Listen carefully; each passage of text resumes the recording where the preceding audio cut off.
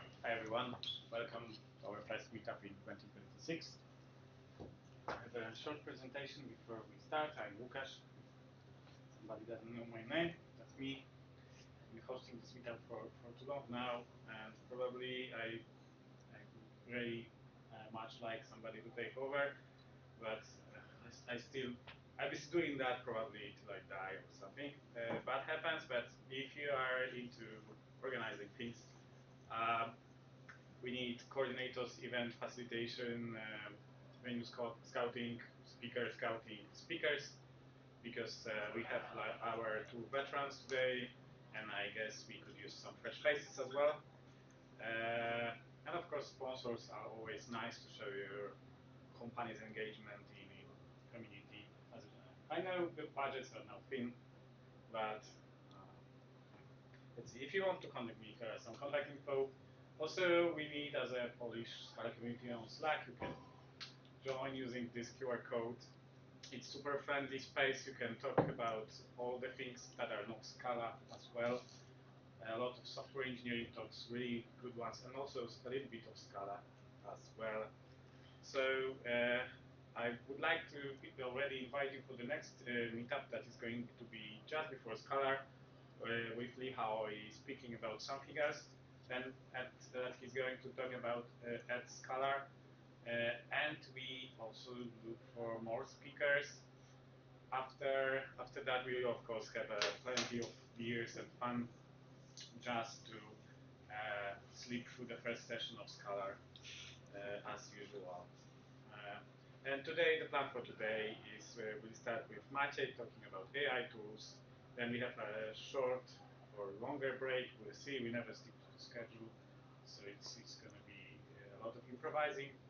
And then MCP, very trendy topic as well. But the whole agenda is very trendy. AI dominated, but that's great. I think nobody would expect anything else than that. And then we'll meet for more beers downstairs.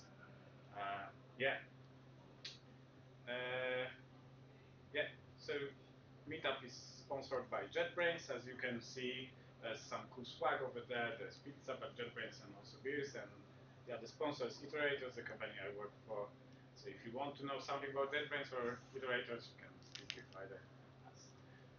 There's pizza in the back already. There are some drinks, but you probably already know that. Okay, let's go. So without further ado, Maciej, stage is yours.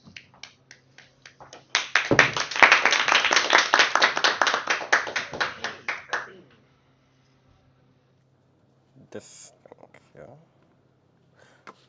So, hello everyone. My name is Maciej.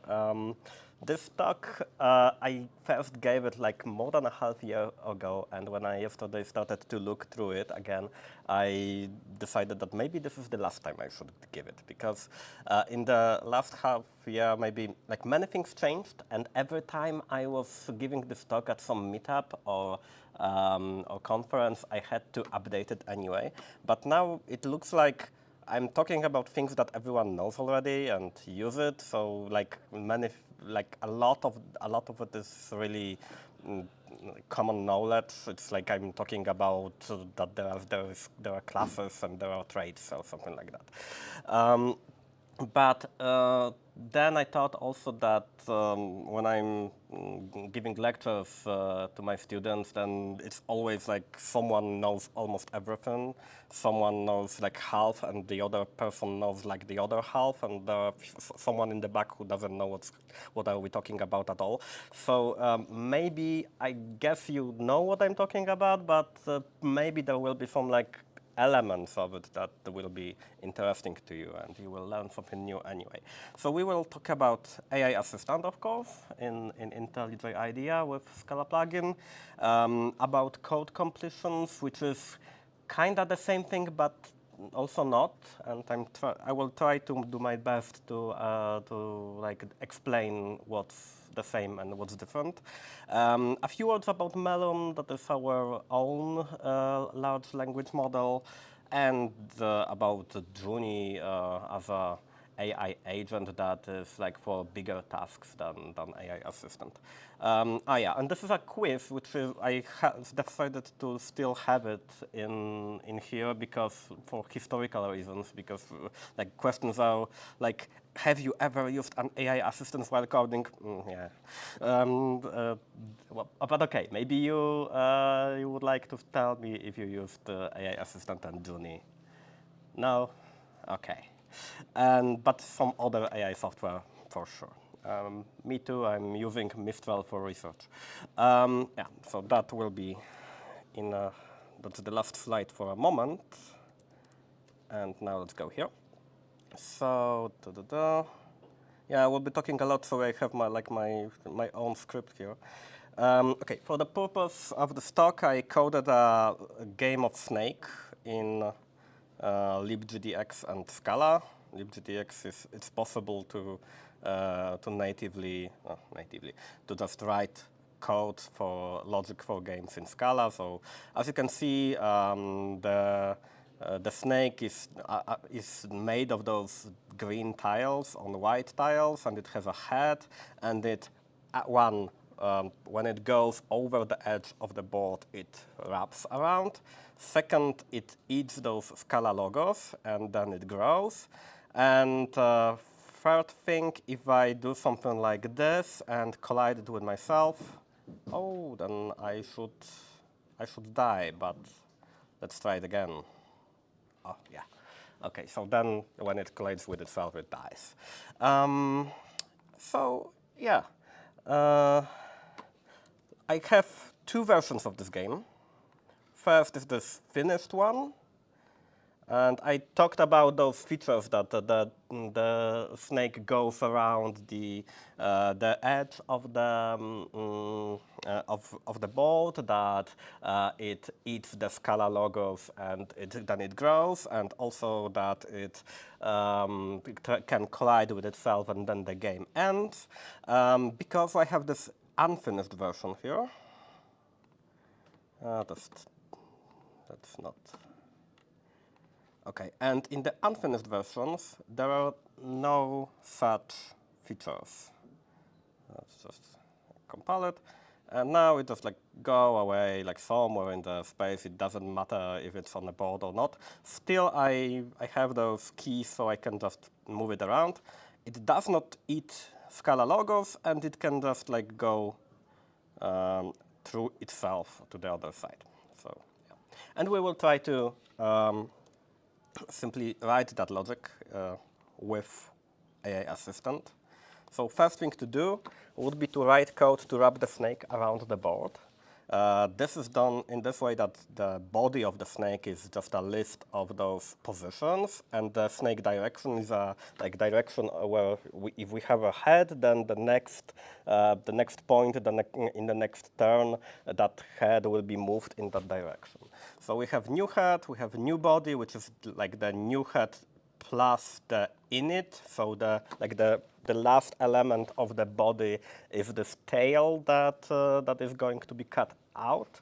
And this method is actually purely functional, and it creates a new snake every time instead of just moving it around. But then we have this scroll used in here in the update, and we have this small variable called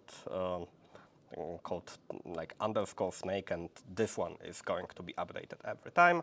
And then we have like this big main method where we render the board together with the snake, and then we check if it's if we should like update the state of the board through every some interval. Okay, enough of that. Let's go to that crawl method. And now what I want to do is to, first of all, give the board here, because to be able to wrap around the board, I need to know the size of the board at least. So this will be x1 equals body head x, thank you, and plus the snake deer x, okay.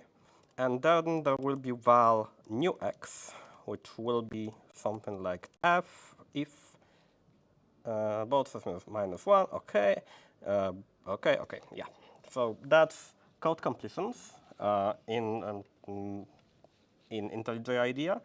We can do the same thing with A1, and now it even sees that, okay, there was X, then now if I replace it with Y, then this should be what the user wants, right?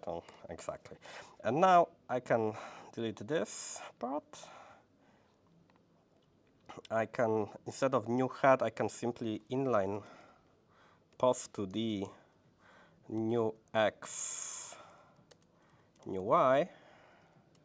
And one more thing I need to do is to add this snake crawl here,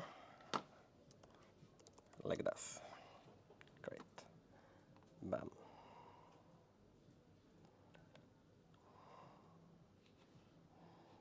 Yeah. Yeah, it still doesn't eat coins, Scala logos that is. It still can't collide with itself, but now it's wrapping around the board. Now the board became a torus. Yes, it's like a donut, really. Yeah. Hi. Let me just see if where am I in my schedule. Yeah, so what you saw now was is called inline code completions. We do it by going to AI Assistant in the settings. Okay. And from here, enable cloud one more thing, we can also go to this button, to settings, and we can go to inline completion settings page. And here we have like two modes that are for the user are almost like not really recognizable one from another, because we can have local full line completion suggestions. These are those simpler but faster ones. They, like IntelliJ Idea runs a small, if large language model is small, is it a small language model? Medium, like tiny language model. And I have it like right now enabled for Scala. I could also have it for Java and like some other stuff. But the much more, and this is cool if you don't have internet or if your company doesn't want you to use external LLM. But the more powerful one is this enable cloud completion suggestions. Cloud tells you that this is somewhere on another server, like that's what cloud is. And there's a list of different languages. One of them is Scala here. And there's something that is called completion policy. We can have it if you learned about artificial neural networks, there's something called the temperature, and the lower it is, so the more focused the LLM is, it means that it will give you answers that are very similar to those that are in its training set. And if we put it into a creative mode, then it makes the LLM really not creative in a way that humans are creative, but it may have some more not really like harder to expect ideas. Sometimes those ideas will be stupid, but also maybe you will get something interesting this way.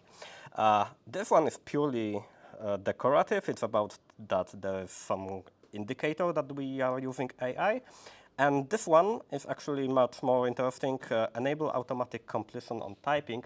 Now I have it enabled, and you could have seen it that the tip was already like created. Like if I go back and write here one more time, for example, val x2, and yeah, so already IntelliJ tries to deduce what I want it to be, and sometimes it's good, but sometimes it can be a bit frustrating thing. For example, if I write code that I know what I want, what I want to code, but my IntelliJ at this point tries to do stuff instead, and yeah, I really need to stop it from helping me. So so then you can just like clear this checkbox, and then anyway there's a shortcut on Mac that's Option, Shift, and backslash. It's important to like remember backslash because backslash will be used for also other shortcuts that take advantage of AI. Let's keep it. There are also multi-line suggestions, meaning that not only like in the one line will be used, but you can also let LLM like create some bigger code completions, and that works well with the creative completion policy. That gives even more room for that for the tip. And the last one is again decorative because we have some completions that are heuristic, some completions that are AI based, and yeah, maybe there are different ways to show them. And maybe what I wanted, yeah, let's just do it and go one more time here. What we work on now, this is still experimental, is the next edit suggestions. This is like also code completion suggestion, but more, it tries to be more like smarter a bit. If I now like do it now, for example, board OK, dear snake dear x, val new x. Now this is okay. Now this one became so smart that I don't have the new edit suggestion. Oh yeah, this one. So yeah, new edit like this next edit suggestions are like idea that quite often we write code in a bit like automatic manner. That if we write some lines of code, some logic, especially if it's like a bit mathematical logic, or if it's like a boilerplate code that follows some tutorial, then LLM that is trained on something similar may already deduce that the next thing that we will want to write after the line we are writing now will be this. So we can just like now call it tab and like let it feel that those next lines of code. But okay. Was the exception that was shown, was it related to the new features? Exception? There's an exception, fatal error. Yeah, I don't know. No, that's from UI. So that's not Scala. That's not NAS. Yeah, but yeah. Okay, so that's wrapping and that's code completions.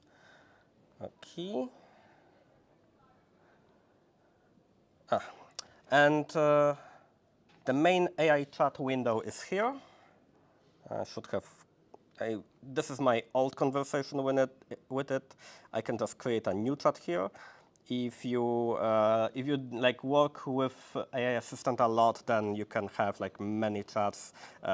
You can keep them in memory and go back to them, so the context may help you with writing more code or asking questions, or you can just delete them and start from scratch. One thing that can be done, let's go back here. Yeah, so one thing that can be done is, for example, of course, ask that AI assistant for explain the crawl method to me. I was on vacations for a month. I don't remember anything. And here on the right, you can also choose one of the models. So that's one difference. When I used code completions on purpose, I didn't want to say AI assistant because code completions use Melum. inline, like a local Melum, a small one inside IntelliJ, and also Melum on our server, the cloud-based completions. But if you go to AI chat, to AI assistant, then you can use many other models. And there's this small legend here that some of them are beta, some of them are high cost. Let's use Sonnet for this. And while it collects the context, I can also tell you here in the plus, you can add additional files, also files with some prompts that can like add some information to how the AI assistant should respond. Also, there's something about like how we can add some specific elements of our code so that the AI assistant will analyze them before giving the answer and so on. Okay, so yeah, I'm just getting like a pretty detailed description of what the curl method is doing. By the way, I can already delete this one. I can make a Scala doc here, and I can generate the Scala doc with an AI assistant as well.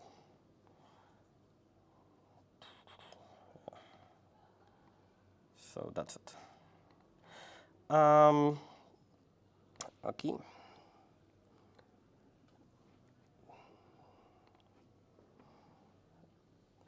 Yeah, one more thing. Here you can also go to AI assistant models and API keys, and apart from the ones that we provide, you can also choose a different provider, Olama, LM Studio, whatever you want. So this is another option. If your company doesn't trust external providers, you can have your own LLM on some server. I tested it on this machine, and rather it's better not to have LLM on the same laptop as you use for IntelliJ. It's like I probably can hit my house with that. But yeah, you just put the URL here, and then you can use an LLM that you run somewhere around. Okay. Yeah, you can also use AI assistant inside here, because before I was talking about code completion. But let's say, okay, if I now run the game again,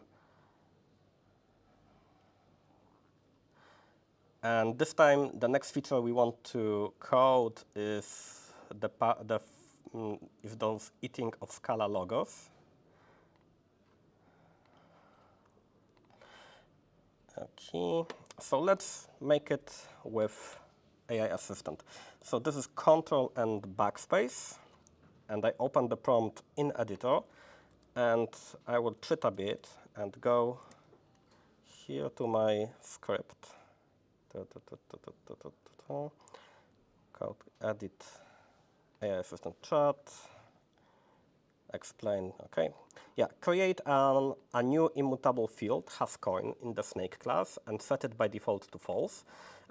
So in the board update method, I will show it in a moment, if the snake's head is in the position the same as a coin, update the snake in the board and change that flag set coin to true. And then in the snake crawl method, if I go back, then as you can see that in the normal situation, this we use body init, so we cut out the last part of the body of the snake. But if that new flag will be set to true, we will not do that. We will just make the head will move in the one direction, but the tail will stay as it is, and only we will flip the flag back to false, and then in the next update of the whole game, the flag will be again false, so the snake will again move. But for this one update, the snake will grow instead of moving. So yeah, let's just put it here. And I hope it won't take too long. Planning changes, generating patches, yes? So currently you're describing the code that you would like. Would it also work if you just said that I want the snake to get the coins and then make its body larger? Because, you know, it might be faster to actually write that code without the condition and describing the code exactly. Yes, but that's actually, well, that depends on the model you choose. That's not IntelliJ, not Scala Plugin feature. And in fact, I don't like it. I prefer to be very specific with my prompts. And I will talk about it at the end as well. So okay, we have those changes to our game, and it looks a bit like a Git commit view in IntelliJ as well. So we have this new hasCoin flag here, and here in the crawl method we have if hasCoin, then we just use the body, and if it doesn't have a coin, then we use body in it, and yeah, and that's it. So accept this. Oh, and I was supposed to show you also the update.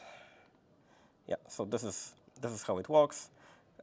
We have the coins, the list of coins here in list of positions of those coins, and coins are getting randomly added to that list every, I don't know, 10 turns or something like that.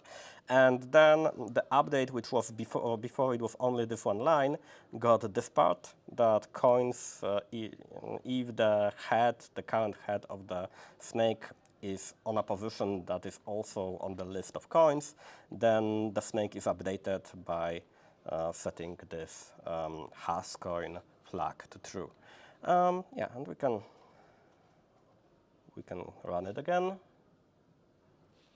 And now, something's wrong. One more thing, probably, yeah, it is growing, but the coin is not removed, yeah. I think was it here in the snake row? Snake had update the snake and change the set coin. Yeah, but I didn't add to the prompt that it should remove the coin. You were too explicit what you want to change. Yeah. Okay. So if maybe not here. Maybe not. Okay, maybe here. But if you just write, please also remove the coin when it's eaten. Please should help. Yes. Please also obviously. remove the coin when the snake eats it. Yes. Let's do it. And that's a difference between doing it in the AI chat window and in the editor directly, is that it's still in the chat mode. So it thinks, and it will tell me what it wants to do.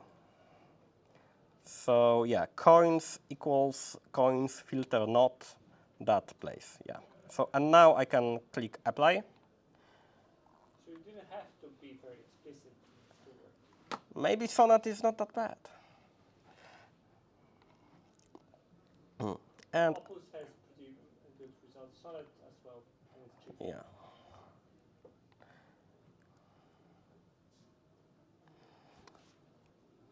Yeah, now it's okay. And it still does not kills itself when it collides with itself. So that's yet another thing to do. So I did this. Yeah, the last part would be to, okay, let's go to Junie this time. Junie is basically better for bigger things, but I already showed you how it can work if you add the prompt in the AI chat window, and then you just click on apply, and it goes what that AI chat is has generated is applied to the code. So let's do this one in Junie. So there's one more thing to do, and that is no. Yes. Change the result type of board to Boolean if the board update method after the snake crawl check if the snake head is now at the same position as any other part of its body. If yes, then the game should end. So we have this brave mode here. We can also put think more for better quality. And brave mode is that it doesn't ask me for acceptance of every action. It probably is reasonable to not to use it if your code is actually if your prompt is actually not just code but also some operations of the on the files. But here we only want to change this part, so it should be all right.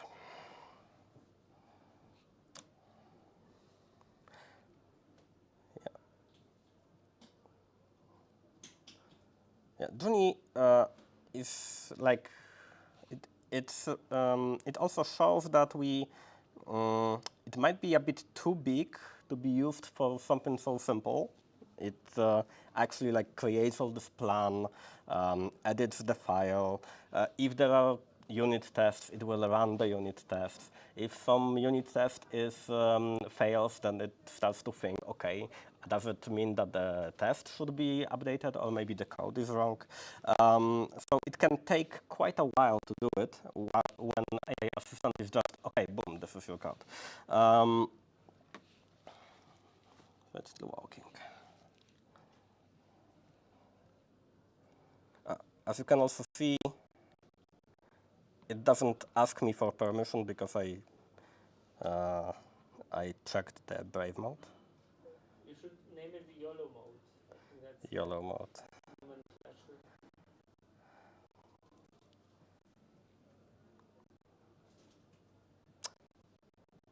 So what is this Junie compared to the previous one? AI assistant is like so there are like two things. We have AI assistant that is simply like a feature that helps you edit your code and generates some new code based on prompts and so on and so on. It is also backed by some model, right? Yes, it's one of those models that you click there. Junie is on a bit like AI agent. It's on a bit different, like on a higher abstraction. As you can see, it's now tried to run test. The test failed, so it decided to do some more changes. Now the test passed. It's more like a tool that actually makes prompts and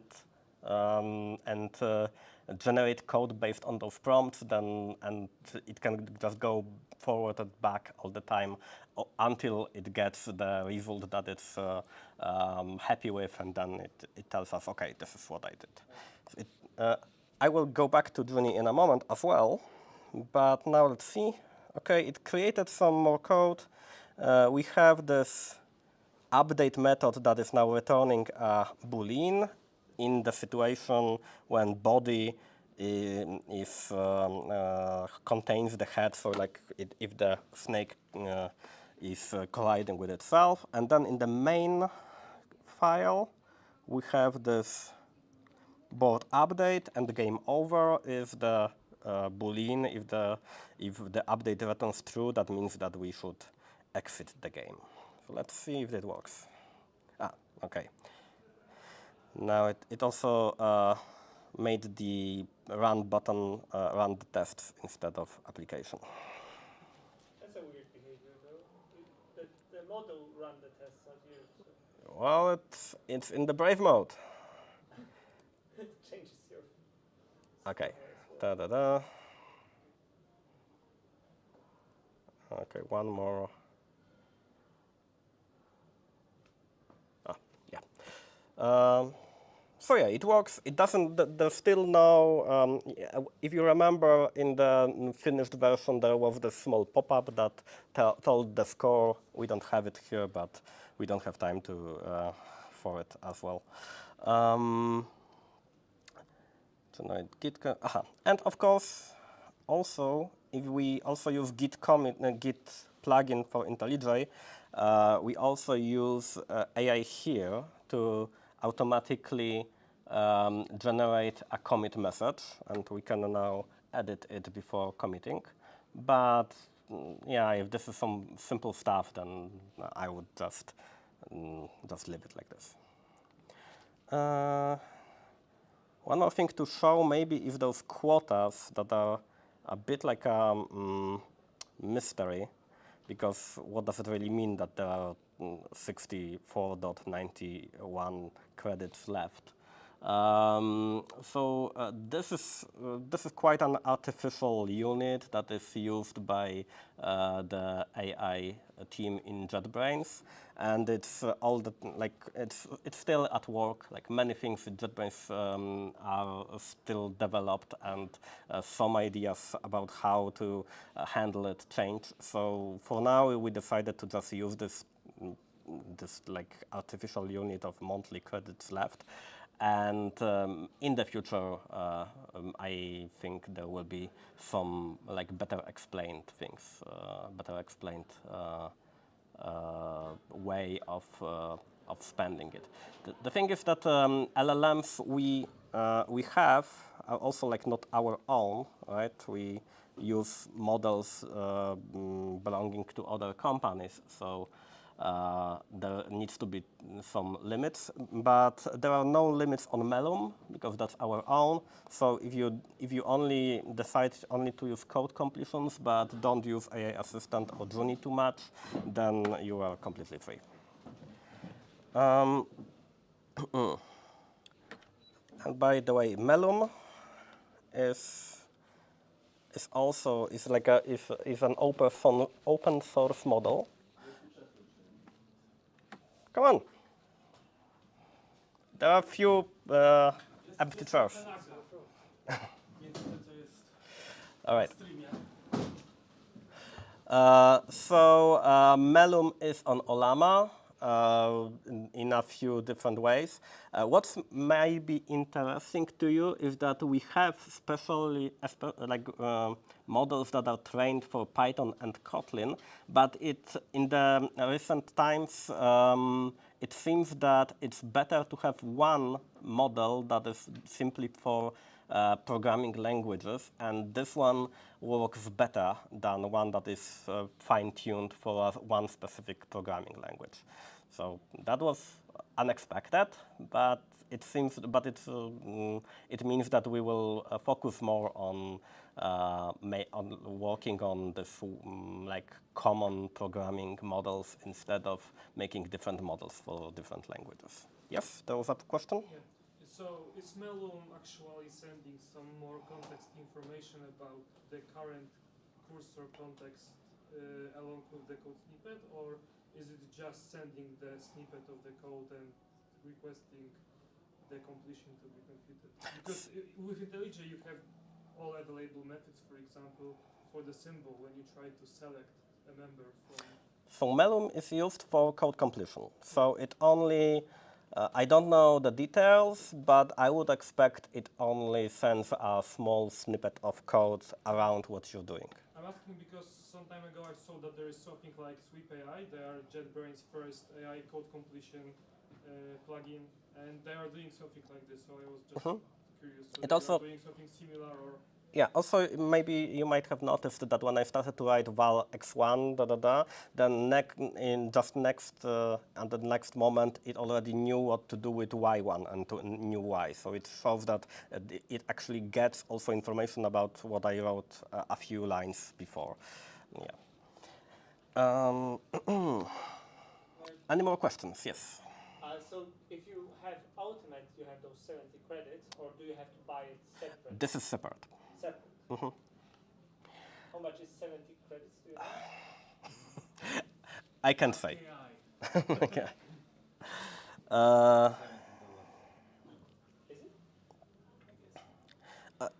Yeah, one more thing that I wanted to show you. Okay, this is all. Yeah, you can also like see the code itself of Melon SDK here on GitHub. One more thing I wanted to show you is that the game itself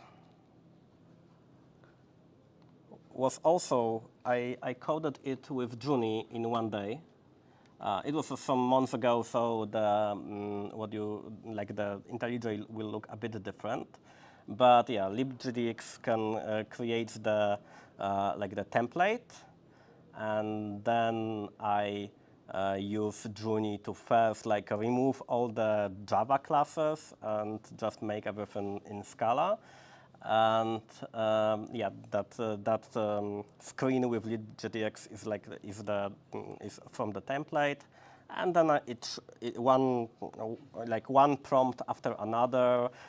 It first creates the board, then it tries to place it in the middle. I also wanted to just to make it a bit maybe look better, but also to make it a bit more difficult for Junie, I wanted to have this isometric look. Oh, and now the next prompt is about putting the Scala icon, so the coin, somewhere, but it should be scaled down and put in the middle of that square, which is already in the isometric view. So it takes a bit, and this is one thing that I found out pretty quickly, that okay, Junie, like LLMs at all, they are quite good at getting feedback from unit tests, but they don't actually see what we see on the screen, right? So if I tell they need the user to tell them that, hey, that icon is still not in the right place. Maybe you think it is because you look at all the numbers, but I see it and it's not. So if maybe we can also write some testing library that will, I don't know, take screenshots and then. Something like this. Yes. Okay. So our AI agents could use that as well. So after the Scala logo is already in the right place on the table, on the board, then we can start working on the logic for the snake and on the unit test for it. And it takes some time. Yeah. So now this is how it moves. And in the end, I have the whole game. This is, of course, not Junie didn't make it by itself. It's not vibe coding. It's every time one of those steps was made, I was looking to the code, refactor it, twisted some things to make it look better. I think if I remember correctly, I had to manually fix that part where the Scala icon is put in the right tile in the board. So yeah. At the end, one more thing, because I think I run out of time already. Don't worry about that. Okay. That's our thing to do. One just to mention, we also have, apart from the fact that we can have the Claude or other LLMs used here, we can also we also work on that Junie and AI assistant in the future should be one functionality, really. You shouldn't be, if you don't want to, you shouldn't really think which one you are using, or at least you can easily switch between them. For example, if you are in the AI chat and you decide that your prompt is maybe more complicated than you thought and you would like to switch, then you can simply choose one of the agents and stay in the same window still. So we have Junie, we have Cloud Agent, and now we also have Codex from OpenAI. Yeah, and just a few hints. Also here.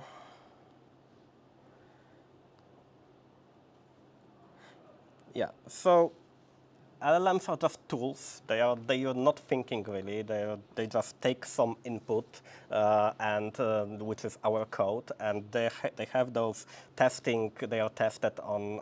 Sorry, they are trained on some code bases, and then they just look. Okay, I have this code. This is what I know. I would probably like the next code that I would like to write in this situation is this and this. So this is not like you are talking to another person. Be careful with prompts. I would really suggest to make them as specific as possible, and maybe to the point where you actually think that it would be easier to write it manually. Good, write it manually then. Don't use AI when you don't have to. And in fact, it's a bit like a new version of talking to a rubber duck when you just think, okay, so this code that I'm working on, it should do what it should do, and then you actually know what it should do and you know how to write it, that you don't need to use this at all.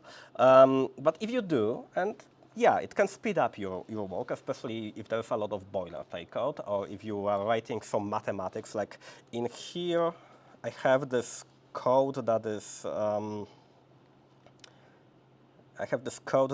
displaying the position, the board, and make it in that isometric view. And this is like not easy to read, and that logic is quite repetitive. And okay, I had to dig into it and fix something, but anyway, Junie helped me a lot, like making the first working version of it. And then, so I would also suggest that those prompts you write, they should be like little chunks of requests, and then you can give the small prompt, check the result, you can refactor it, you can test it, then give another prompt, again check the results, and so on. Don't do it like vibe coders writing the whole prompt about like I want this whole game. Just write it like it should be, and then nothing works. Don't let AI review its own work. Specifically, don't let it write tests for its own production code. If you do it, then it will write tests that will pass with the bugs in it, because that's what you expect. Like that's what AI expects, that a good test is the one that is passing, no matter what the code, what the production code is really. So the fact it works better the other way. You can use AI to first write the tests when you have an idea of some logic in your mind. And only then, when the tests are written, then give the AI prompt that, okay, write production code that will work with those tests. This way, you avoid the bias of that your tests will just be written in the way that they will pass, no matter what the production code is. And it's kind of like this test-driven development that was quite popular 15 years ago, and then it wasn't. Yeah, that's it, basically. Sorry. Yes. I have a question. Yes. No, let her go ahead. Okay. Oh, thank you. So I was late, so sorry if my question is stupid or something. Do I have to have IntelliJ Ultimate to use it? No. Okay, cool. And the other question is, what is the advantage of Junie over a native Claude plugin? Native Cloud plugin. I never use it. I never use the Cloud plugin, so I'm not sure. Junie is simply better integrated with IntelliJ Idea. It can use some functionality inside, so I guess maybe that. Maybe some of the UI functionalities. Yes. Okay, thank you. My question is more related to regulatories. Okay, so Can you please my question is related more to the regulatory and the compliance area. So when a tester is using, or when a developer is using these tools, are they taking into consideration any regulatory aspects, maybe security or highly regulated industries like drugs, pharmaceuticals, or financials for that matter? I don't think I know enough to answer this question yes or no. Yeah, You need your own model in those cases. yes, Like the company needs to have own model on their premises or somewhere. Like I know Amazon Bedrock, for example, provides that. They provide with the machine, so it doesn't leak anywhere. So you can pay for that. There's some companies that use that instead of using those outside models, and that's rather secure. Yes, so there will be a talk about MCP, and we also work on MCP in JetBrains, and those the functionality we provide has those options to be connected to a local model, local in the sense that it's on the server in your company if you are afraid to give data outside. So the companies that are mentioned here, be it JetBrains or the iterators, they are also into software development, right? Yes. So let's say a tester is doing automation testing, example, okay, and then whatever is the tool, it could be SAP or it could be other regulated tool. When the data refresh happens, some of the data from the production is also used to train your automated testing scenarios. Okay, so that's the production data already on the production, and you are using it to test or train your testing automations. So my question was more related to that. If somebody is just okay, I don't have enough knowledge to answer that. no Sorry. problem, no problem, no problem. All right. You can find us. We have the blog and our own landing page on JetBrains Scala. We are on X Twitter and on Blue Sky. We have our well, not our own YouTube channel, but we have a playlist there with IntelliJ Idea X Scala videos, and yeah, and also you can go to IntelliJ Scala Plugin Discord server to ask questions anytime. Yep. Thank you.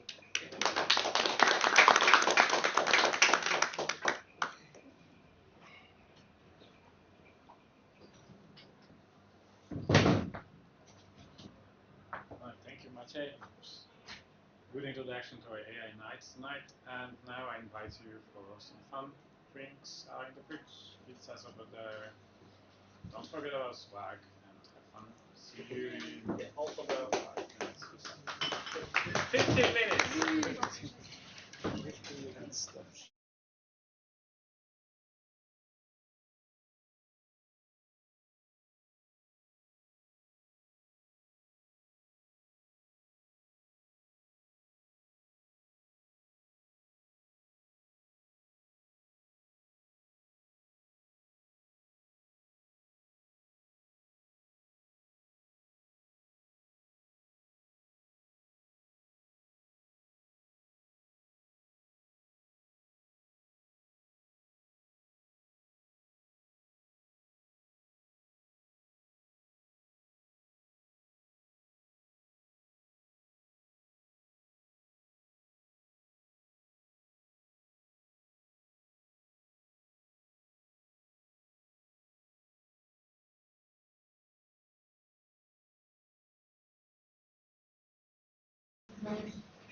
Hi, we're online.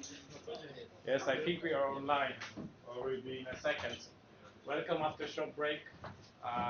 That's our probably the most eager speaker who's been bugging me all the break to start already. So we're starting already.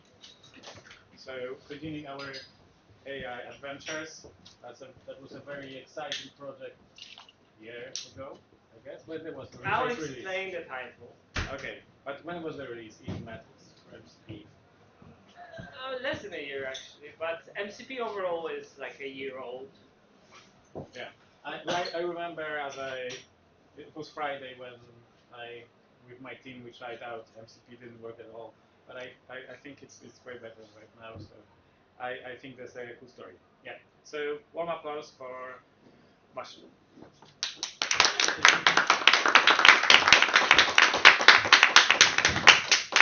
Hello, everyone. So to explain, a year later means that a year ago, Model Context Protocol became a thing. People started implementing it, and then it exploded.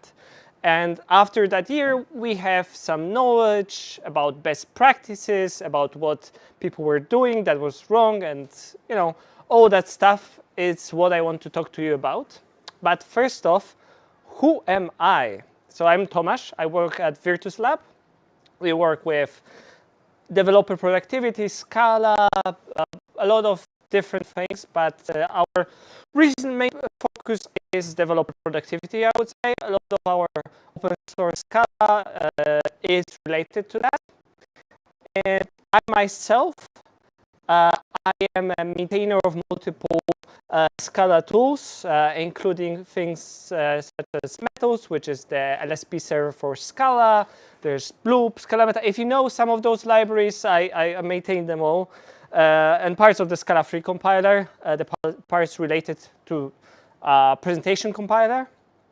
I am also a release officer for Scala LTS, which means I do the releases for the LTS versions of Scala, which is the free version. All the free versions are released with the next minor versions so that we get all the fixes that we can that are compatible with a minor. And soon we'll have the 3.9 version, which will be the next LTS, and we'll have a year when we'll have to release both LTSs, so that will be a fun year for me. I'm also part of the Scala core team. The Scala core team is the people that try to decide things around the compiler, some stuff in the ecosystem, mostly technical stuff, sometimes non-technical, but we do prefer to, because it's mostly technical people, we do prefer to speak about problems within the compiler, within the ecosystem, what to fix, how to fix that. And last, I'm also a part of the moderation team, which is probably the most thankless thing to do because everybody tells you that you're doing it wrong. And it's probable because none of us were trained to have actual human connections. We were supposed to be in a cellular coding. And here I am. The agenda for today. Since not everyone could have seen the presentation last year, it was online also. It was in London and Krakow and online. But I'll tell you a bit about that. I'll tell you what we do in Scala. And then we'll go to the new stuff, which is a thing I am excited about, or maybe optimistic, I would say, which is executable MCP, or not really MCP. I'll explain. There's a big plan there. There's a big thing that I haven't yet implemented, but I think I have a person to implement that. So maybe next month, yeah, there will be tidbits of knowledge also what will be happening at Scala. And also skills. Skills it's a new thing, and it's also related. It's all related. Okay, so model context protocol. If you know what LSP is, so language server protocol, language server protocol interacts between the editor and language servers. Language server know what to do about language, information about the language, the programming language, while the editor knows how to present stuff. So you decouple the UI from actually handling the mechanisms around the language, the type system, all of that. MCP is kind of similar, but the client is agents. So the agents, as you've seen, like Junie or Claude, interact with some MCP servers, which can have tasks. There can be local MCP servers. The MCP server, there's a GitHub MCP server that allows you to get issues, to open PRs. So it's the GitHub MCP server is basically the API, but enabled for agents. And why do we need that? Because AI can easily, it's less now than a year ago, but it can easily, create stuff, hallucinate. And we want a way to make it hallucinate less. So we want to reduce the amount of non-determinism inside of what we do with the LLMs. Because we want to have checks for the LLMs so that they need to iterate to satisfy those checks, and at those times we'll know that it's not hallucinating, it's fixing things. Okay, that was very general. As I said, it provides also additional information that it allows. So if you have an MCP tool that always returns correct information, it's an actual code. It will return that information like weather to the MCP agent using MCP, and it will actually tell you the weather because it uses an actual source, and it will not make it up or try to download it from a weird website. So yeah. Can I ask a question? Yeah. So on the hallucination topic, okay, let's say for a particular tool, a question is asked or a prompt is asked, and the AI, simple as ChatGPT, gives a reply. Mm-hmm. How do I, as an user, know that the information given is kind of not correct? A lot of the time you don't know, so you have to check that. So that's the problem. With MCP, you can usually see that MCP tool was used that verified that is actually working, or you can see that it is somehow verified via those tools. But what I'm trying, like a lot of the work that's being done by big companies such as Anthropic, is to make the LLMs do the thing that they're good at, and then have a framework on top of that that makes sure that the data is verified, things are verified, and what is presented to the user has actual ways to verify them, for example, actual links, stuff like that. Here's an example that you can use MCP just to get the information about documentation in your project. For example, this is the metals MCP that you can get search for some class within the code base, then get documentation, and try to summarize some knowledge about something. That can be done with MCP because MCP can have access to actual sources, to actual data. And the MCP itself uses JSON. So like LSP, it uses JSON. So basically, it's JSONs back and forth between the agents and the servers. And there's three main things that are available to the agents. First, you have resources, which are the static thing. They're supposed to be static. They might not be static because it all depends on the implementation, but basically it can be some text documents, stuff like that. This is how you define it. So if the agent first gets a list of resources via this request, it will get a list of these JSONs with what it can actually query, and then with read, it will use the URI, get the read on that specific thing. So here is an example. It can be logs. The name is application log, and that is text. And if you want, you can make the agent query the logs to search for something, and MCP server will provide that. So that's one possibility. Another thing, that is the main thing we actually use, is tools. So tools are the thing. If you run a request to the tool, it actually does some work. It can query some information. It's not just static information. There has to be something done to get the response. There's also Actions. Actions, yeah. They're named tools, but those are basically actions. There's also a list, and tools call is the way that you call a tool. They have an input schema, so anytime the agent sends some request, it has to work within that schema, and that's verified on the agent side. So it needs to actually send correct data to it, and then it gets a text result. Maybe it succeeded, or the tool was run, or maybe the compilation failed, stuff like that. Here's an example. So we can have, and that's what we have in Metals, is a compile file tool.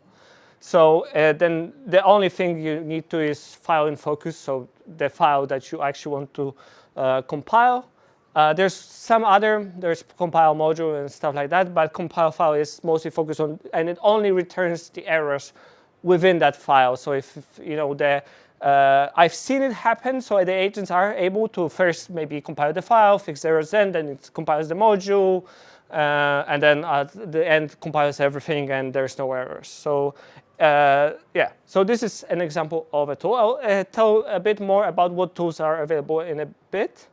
And the last thing, which I haven't worked on, it's prompts. So this is a way to define on the server side prompts. So you have a list of prompts that you get. There's arguments that you must provide.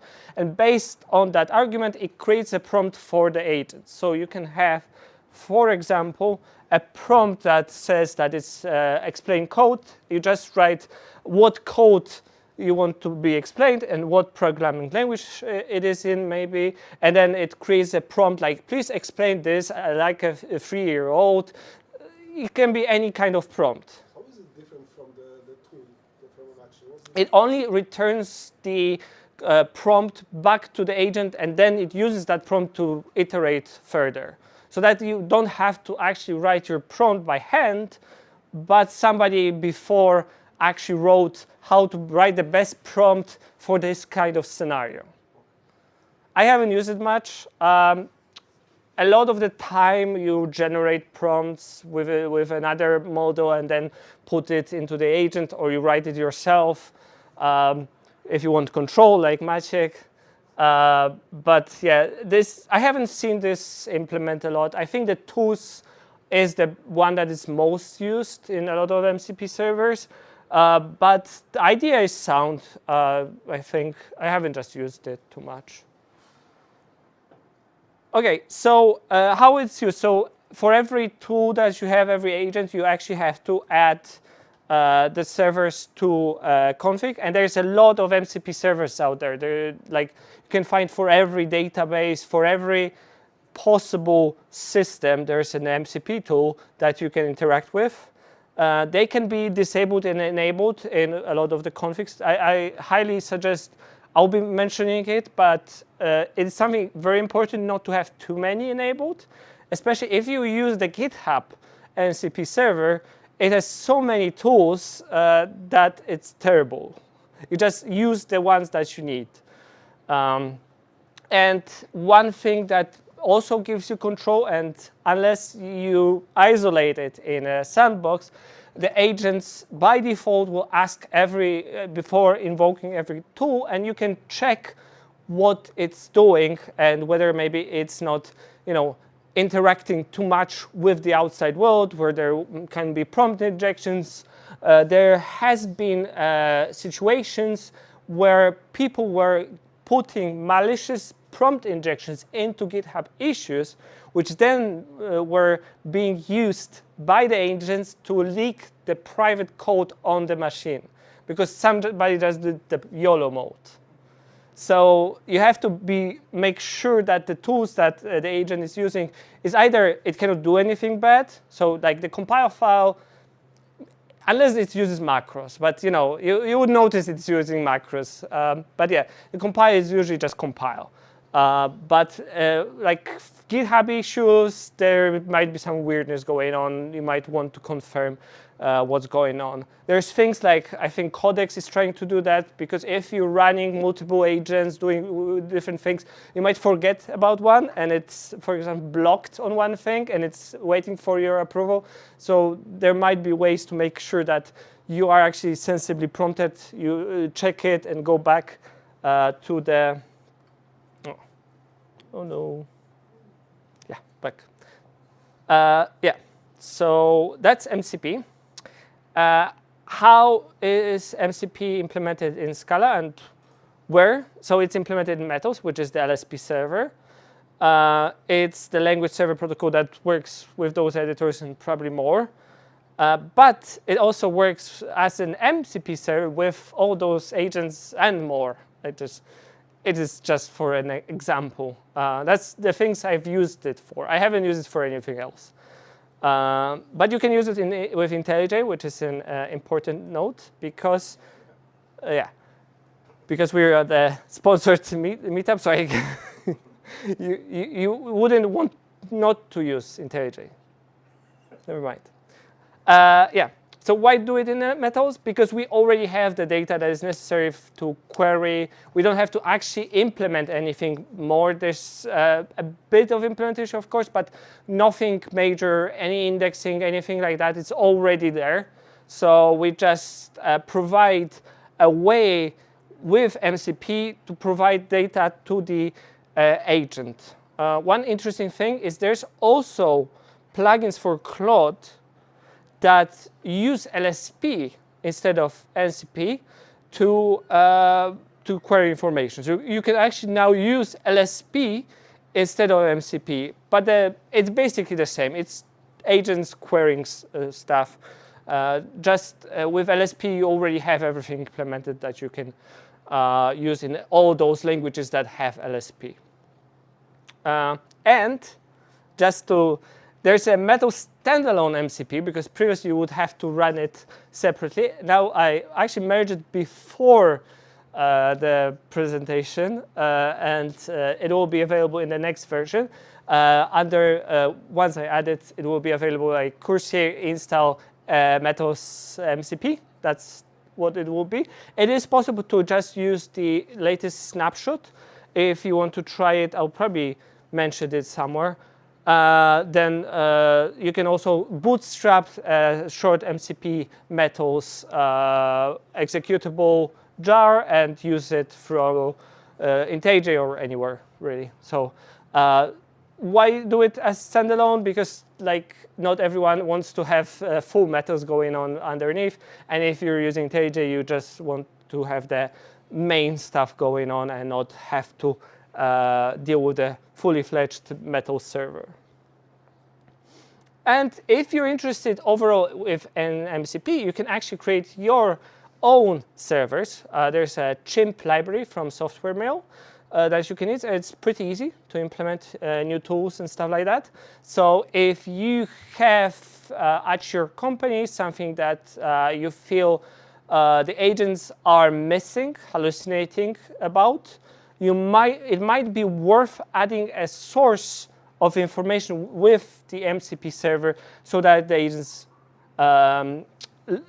hallucinate less. I had a conversation with a colleague who's totally not within the programming space, and that they were trying to use it to get some data about laws in Great Britain, like to make sure that they are correctly interpreting stuff, and they were given links that were broken, that they didn't exist.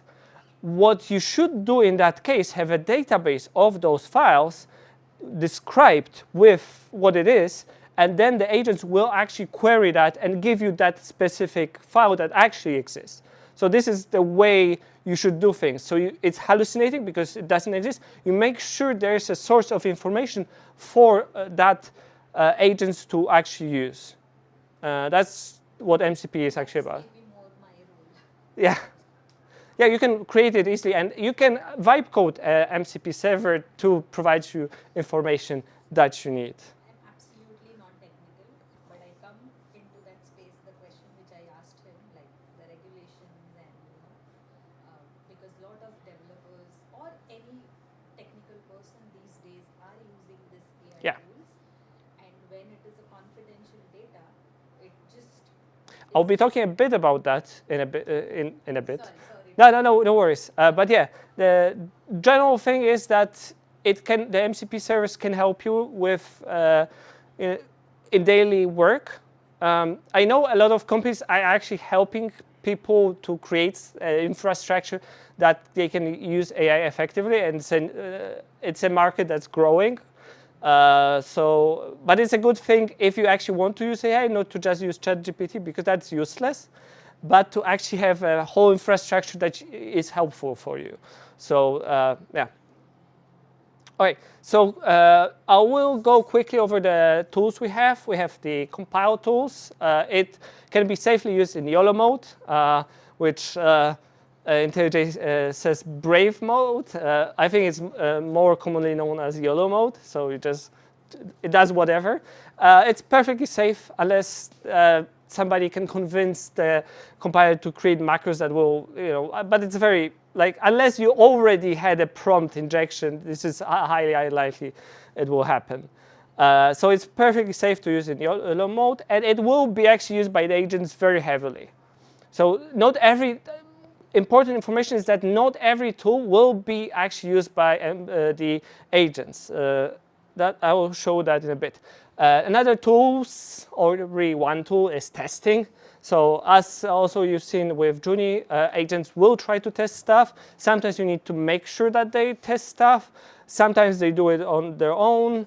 If you create a plan beforehand, what needs to be done, then for sure that will be in that plan, and it will run the tests. Sometimes the agent will burn a lot of tokens trying to discover how to run the test that exists in your project. Yeah, but you have to make sure that, for example, that it uses MCP. With IntelliJ, I guess it should be able to quickly discover how to run the test, unless it's something weird that it's not possible to run through the editor. But yeah, there's some situations, if you have a good CLI, that it's very easy to discover how to run tests. But not every CLI is good, and not every CLI is fast. So SBT, for example, is not a fast CLI. Scala CLI is a fast CLI that often is very well used by the agents. So sometimes MCP is not that useful. CLI can be enough, not always. But MCP can be used in a lot of cases for specific purposes. There's more to explain about that. OK, so search tools is another category of tools we have. So like glob search for symbols within the workspace, type glob search, which is just you look for classes with this package name, or look traits with this name within. So it's like search. There's inspect, which tries to get signatures and stuff like that, get documentation, get docs, retrieve Scala documentation. And there's also get usages, which is find references. All those tools are sometimes used by the agent, but the agents have relevance for using grep. They really like using grep. This is, you can force it to use those tools, but a lot of the time, I had not that many times that it actually used those things. And if you wanted to use them, you have to specify, you have to be more sure about it. So yeah, those are not that useful. There's some utility tools which are only used when, for example, import build tools. So if there's something happening that maybe it's not finding a library that should be included, the agent might come up with the idea, I should re-import the build. There's format file, which almost never is being done because it doesn't care about formatting. But you can create an agent MD file to make sure, like, for example, after every change, at the end, run the formatting file. And that should make it run the formatting. The one thing about that tool, at the start, it was actually inputting that data back, the formatted file back to the agent, which is terrible. And you should never do that. I'll explain a bit. And now it just applies that formatting in the file. And there's a very specific thing, and it's sometimes used if you want to update documentation for update libraries for a whole project. It will actually use that, which is finddep, which is basically additional tool based on Corsair complete dep command, which will just search for specific libraries based on a prefix. And there's experimental tools, which I created because I thought they were interesting. And that might work, but they're very specific. So you can actually generate ScalaFix rules within methods and have it applied on the code base at the same time. So what agents are good is in smaller scopes, they're almost always very good. In small scopes, small scripts. So ScalaFix rules are usually quite small. So you can create some simple refactorings this way and generate it. And then you can also, afterwards, you can also run the ScalaFix rule again if you want, or you can list everything that you generated before. This only works if you know what you're doing. I haven't found the agent wanting to use that, but also I haven't said to the agent, please refactor this code. So maybe if you do please refactor this code, it will use that. But it really likes grep, I must say. Really like grep. So if you have any ideas about more tools, you can let me know. We can add it. If it's general enough, it might be worth implementing methods, but maybe it's not. Based on what I said, you might notice that it takes a lot of work to actually create something good and useful. So a lot of the times you work on creating the tool or more likely prompt the agents to create a tool, and then it's not actually being used. So this is something that you have to deal with. You have to make sure, add some specific context to make sure that it's being used. It might not be used by the agent in the end, so this is a bit terrible, but yeah, there's ways to tinker. You can try to improve the description. You can try to work on adding the context, stuff like that. There's also one or a couple of things that I want to remind you of, that not every model will work the same. So you might have one model that doesn't want to use MCP. Another model will just try to use MCP every time. You can use the agentic files like agentmd. And last one, which I mentioned before, don't add too many tools. They add to the context. And that is really a problem with MCP. It really adds to that context. And the more the context gets filled, the more data is in the current context, the less efficient it might be. Some people say it's like 50% is a maximum. Sometimes it's still working. And if you have tools that return data every time, they add to that context and add to the context, and at some point it's just hallucinating all over the place. In some cases, people reported that if they had MCP tools, some additional context, it was using up to 20 to 30% of the context within that model before the prompt. So you had only 20% for actual work. So it could be one shot or a couple shots, and then you're done. You have to restart. And so, as I said, 50% a lot of the time. Some people use more and still fine for them, but a lot of people are saying like 50%. And also, as I mentioned, sometimes a good CLI might be better because you don't add to that context, and it can query information about how to use a CLI from the internet or from the help within that specific CLI tool. Like Scala CLI has a pretty good help. You can get a lot of information there. But, okay, so we have MCP. It's good, but not perfect. So what else can we do? So that's what I wanted to, the main thing that I wanted to propose today. So it was recently mentioned on a blog by Anthropic, is about code execution with MCP, or just code execution overall might be better to have, instead of having MCP as servers. You can have, this is what they propose, that you have all the servers are separate directories, and within that you have actual tools that do stuff. Then when the agents load the information about the what is possible to do in the workspace, they have the data, they grab maybe just parts. Maybe you have a description here, so it's a short description maybe. For each server, it doesn't load all the tools, but it has, like for methods, maybe if you're working on Scala, use this tool. So this small thing is added to the context, and the actual tools are added later on. Like with GitHub, you have multiple servers. Instead of having them as MCP using HTTP, you can have them as executable code.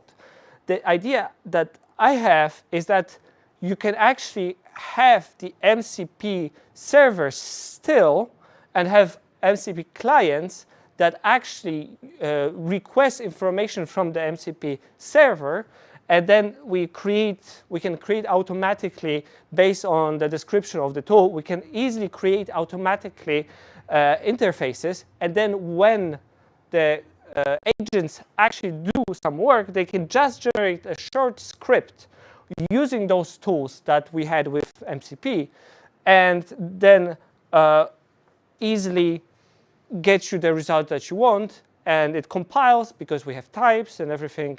You can see how it's being done. You can see what is going on. It's deterministic, and it's very easy to join multiple MCP server. Here we have a glob search so we search for example, everything that has a name app inside. So main app, additional app, and then we get documentation from that. At what point this code is generated? It can be generated by the agent. I also. The agent. So yes. The agent extends itself with executable tools. It can create. You can use agents. Tell it to create scripts. What we haven't yet implemented. This is maybe important. The way to have the MCP as the server available for execution. You can do that. I know how to do that. I haven't yet worked on that. So this is my proposal, really. That you can create those APIs that basically libraries for MCP, like you have libraries for HTTP requests, and then join them in executable code and get the information it needs. And that will need to be generated by the agents. It's very similar to what we did with ScalaFix, that the agents can create the code they need to do a specific task. You can see what task and how it's being done based on the code, and then get a result deterministically. So what is not deterministic is generating the code, but then the actual execution of the code is deterministic. And there's additional benefits to that. So if you want, for example, if you have a lot of servers and it's not discovering properly, you can still have an MCP tool that allows you to easily discover which tools to use. So instead, maybe a description within each directory for each MCP server. You can have one MCP tool that tells you which MCP servers can be used when, and then it can really go down the directory structure. And they're really good when reading directory structure. They can then read specific files. They can read start of the specific file. The agents have a lot of tools, and they're trained to do that. And what I was thinking that Metals or IntelliJ could create those basic servers as generated code, so that it could just interact with those MCP servers via this executable way, or it can be just libraries that allow you to do that. It doesn't have to be MCP underneath, but the idea is that it can be MCP. There's ways to do that. We can try it. And we can have the tool would generate based on definition from the JSONs, which I showed you. The tools have all the schemas. Based on the schemas, you can actually generate types and stuff like that. Yeah, so as I mentioned, ScalaFix, what we did with ScalaFix is very similar to that concept. So we did that before they did the blog post. The results of ScalaFix do not go through the model, so the context is not polluted with something that is not needed in that context. And the LLMs just generate the code that works within the whole workspace. Maybe you have millions lines of code, and you want to check something within that, then you can create LLM tools that are much shorter, allow you to see what's going on. You can even run them yourself. And if you work in confidential data, then those tools can query that data, and then dump it somewhere else. It doesn't then go through the whole model, so you don't leak that information. You can create the scripts, the skills that you need to run on that confidential data that stays on your machine, because you know what is being generated. Those scripts are not crazy long. They just, there are a couple of MCP servers connected, or maybe some libraries, and you don't feed that confidential data. And they don't, as I said before, they don't make the context bigger. Like what I mentioned with formatting tool, that it was feeding back the formatted code that was polluting the context. Instead, what we are doing is just changing the formatting of files and not polluting the context. So the agent creates a program that will read information from your workspace and apply changes to your workspace without sending the data over to LLM. Yes. And you want to make the MCPs available to use for those short programs. Yes. All right. So it's not only my idea. It's I'll mention the blog post. There's a very interesting blog post, and we still not have the MCP as library, but I was thinking of talking with Adam, maybe making Chimp also a client that we could generate also the bindings, and we could run it at the start of methods, so we can detect all the MCP servers, query them, and generate stuff. And it's really not rocket science. So since we already have those schemas, so we can have that available for you, but you still can have just simple scripts generated by LLMs instead of making them query that information, grabbing that, or leaking confidential information or your code. So in the blog post, they said that because of using that approach, the context wasn't 20-30%, it was like 1-2%. So the starting context was much smaller, and the agents were able to query what they needed. And even short scripts are more deterministic than a model can be. So you want to use as much as possible tools that are deterministic. That's what the premise of MCP was, to be more deterministic, have less hallucinations. This is also a way to do that. Obviously, you need still to check your code, the one that is being generated. I wouldn't go YOLO on that. But there's some ideas at EPFO cooking that also can improve the security. There will be more on Scala, which is next month, about that. I asked Martin if I can say something, but I cannot. So you have to come to Scala. It will be in Poland Museum. But all that, generating all that stuff, it feels like a lot of work, right? It's not easy. It's not, still you need programmers for that. But there's some ways to improve the how much work you need to repeat. So there's an idea, which is the new thing. I don't know how new. The idea of skills. And that very much ties with MCP, because you can create your own library of such skills. It can be scripts. It can be maybe some descriptions, some context. And the main goal they have is that you can create the skills that have specific context on your code base or on your domain. You can create those scripts once and put them in a central library. Then the agents will know about them. And you can combine different skills that you create. But most important is, how do they look like? So yeah, let's go further. All right, so usually a skill MD, they're put into some directory within where agent will know where to look at them, and they have this preamble, which is a name and a description. Name is like 40 characters, description 160. And this is the only thing that the agent will read at the start. It will not read anything else. And this is only the first level that it reads. There's the second level. The second level is underneath this, so it's underneath the other. It's an actual description of what's going on. So what this skill is all about. And the third level is that you can notice that it's very similar to what I showed you with MCP, that skill is within some directory. It has a description. It can have some scripts. Those scripts could use MCP servers. There can be some additional files, and all of that is only loaded on demand.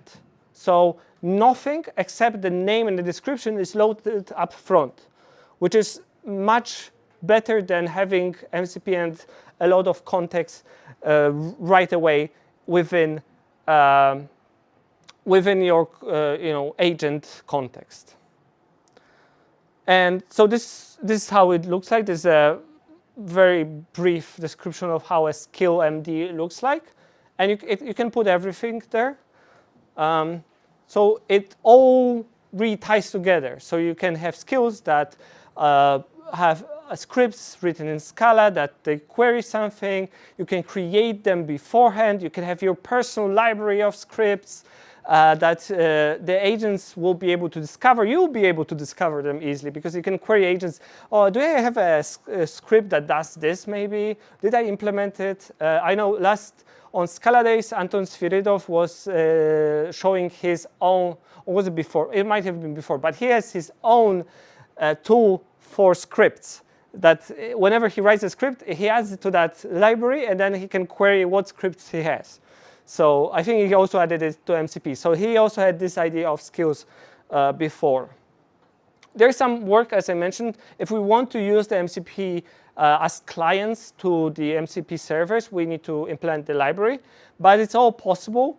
And I'm pretty sure it should be doable within a couple of days' work. So if there's people wanting to experiment with that, I think I also can have a colleague work on that because he's free for a bit. So maybe he'll be able to implement that. And we'll see how well it all works. Not every agent will probably be able to use it. I tried Cursor. You can actually create a new skill and it would create a prompt for you, and then it will add the skill to the correct place. Claude was the first one that had skills. You can create the skills in .claude/skills, or it can be in your home directory. It can be in your local workspace, and you can create all those. The way I showed you, you will get all those files describing the skills within those directories. So yeah, and you'll have the ability to build up your skills, build up everything that you used, and never to lose it really. Then that library of skills will be something that you want to move from machine to machine, that you make sure that it's not lost. This is for local agents, so the local agents will be able to use that. It's also possible to use skills within maybe the prompts, like on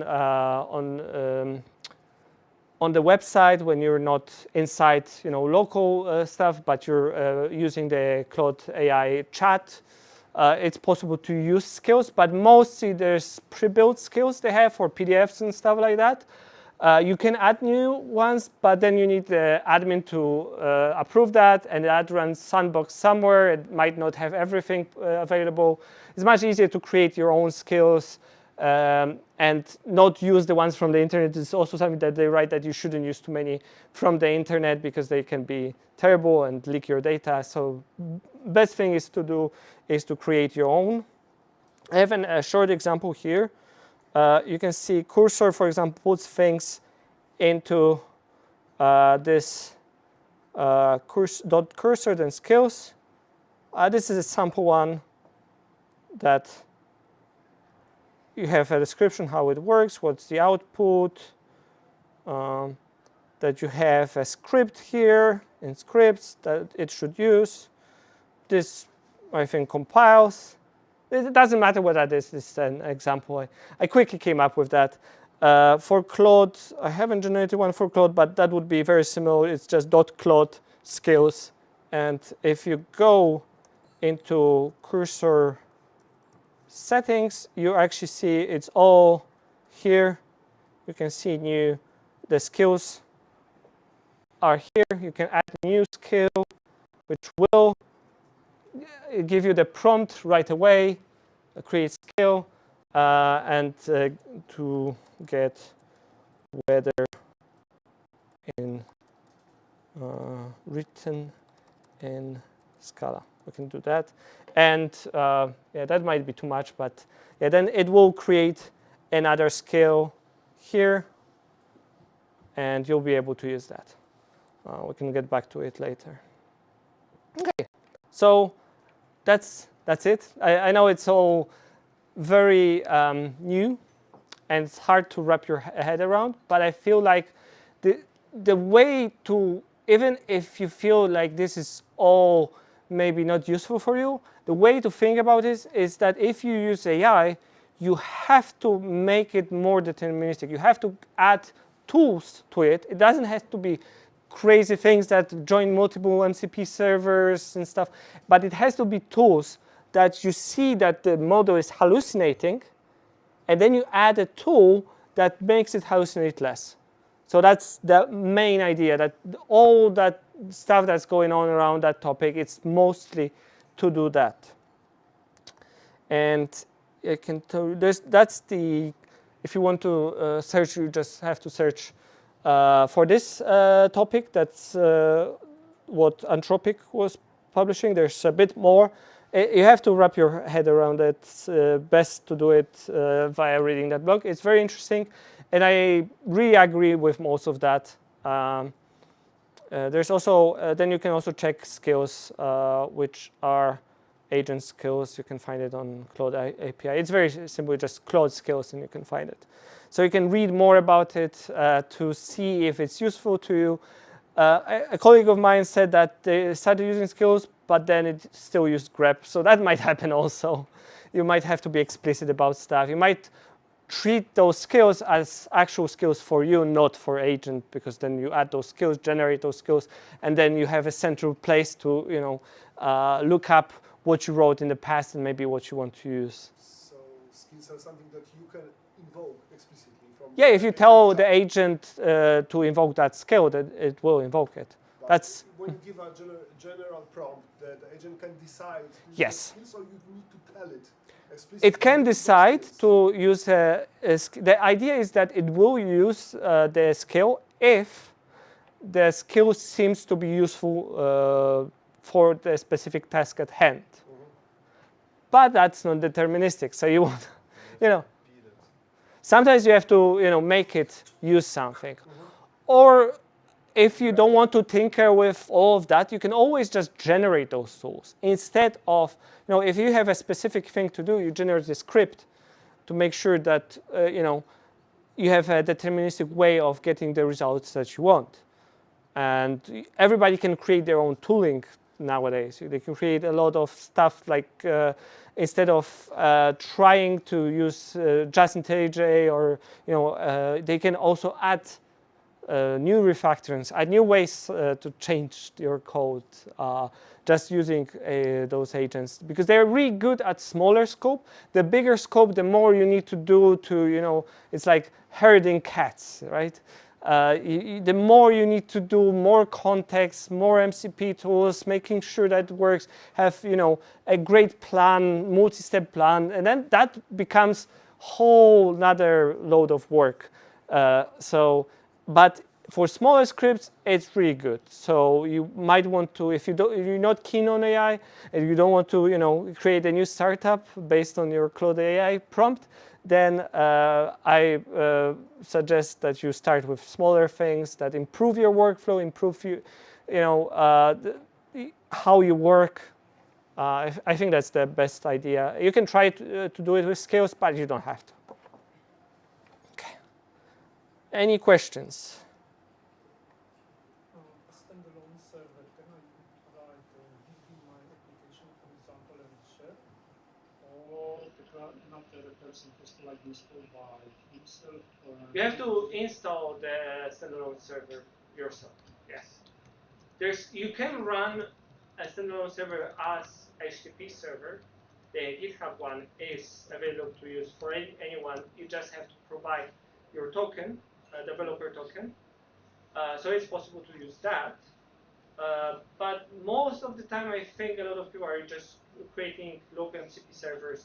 There's, for example, something like Cool AI Toolkit, I think it's called, that allows you to create tools that query information from a database. and then those tools have all specific purpose because you create them or prompt them, and then the agents can use them to query data. And that's very, you just define tools with their, I think it's YAM, and you define the tools there, and then, yeah. But a lot of the time, I think people are running the MCP locally, creating their own tools. There's danger in using something that's outside of your machine. Any other questions? Was a lot, yeah. Okay, thank you very much then. Thank you.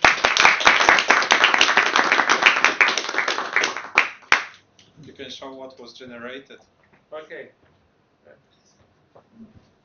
Accept. YOLO. Yeah, I don't care. Do I care? Let's verify that the skill runs. You can see the skill is generated. Or you cannot see because it's very small. Yeah, fetches, no API key. Open Meteo.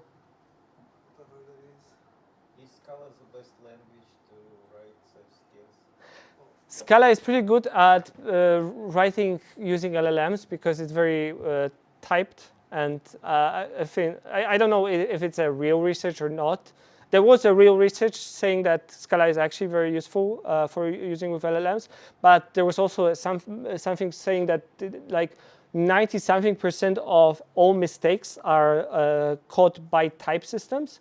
So if not Scala, you should use a typed language for sure. Not really Python. And all the example, they love Python in Anthropic, but honestly, I think you shouldn't use Python because it's very hard to verify it works, and the agents can iterate based on compilation and get errors. You can even see that it's very Python-centric because the agents always say, "Oh, there's linting errors," despite it being actual normal errors. It's all linting errors because it's Python people made it. They say what's good for like human coders, it's good for AI as well, and Python is really bad for human coders. Yeah. But you can then check if it compiles. Oh, will this work? This shouldn't work. I have one question. Don't kill me for this question. No worries. As a developer, it is for everyone. What do you guys do to kind of sleep peacefully in the night, or is it like the mind working continuously? Not Python. No, this is a very genuine question. Like, is We write tests. Yeah. No, you have to wind down. You cannot work. Like if I work very late, then I have trouble sleeping for sure. But then you have to, read a book or something and wind down, and you can sleep. How to come to that zero? That's what my question is. Like, maybe there is something very challenging. You worked on it. You kind of explored a lot of things. The mind is exhausted, and now at the end of the day, you want to come to a zero, which is a neutral zero. So what do developers do at that point in time? What's the zero? It's like, getting your brain or your mind to something which is like an uninhibited mind zone. I think they drink beer. Right? Not healthy. Or whiskey. Yeah. No, everybody has their own. I think it's a very general question. If you work a lot, then you have to have a way to wind down after work. Unless it's a physical work, then you can. It's funny. If you have physical work, then you wait. Sometimes rest by doing some, Reading a book. Reading a book, or actually maybe there's people who have physical work, but then they code for fun. I was just trying to take it away from too technical. Yeah. I know everybody would be like, "Oh, what is she talking about?" But yeah. No, I understand the question. It's just very tough question. I think it's tougher than the technical ones. I'm sure it actually should use Scala CLI. I don't know why it's trying to compile with methods. Never mind. Yes. But it seems it's working. Code looks nice. The code looks nice. The weather condition, the numbers are weird. But then you can verify it, run it, and then you can add the scripts to your skills library and have that forever. Hi. Any other questions? And that's it.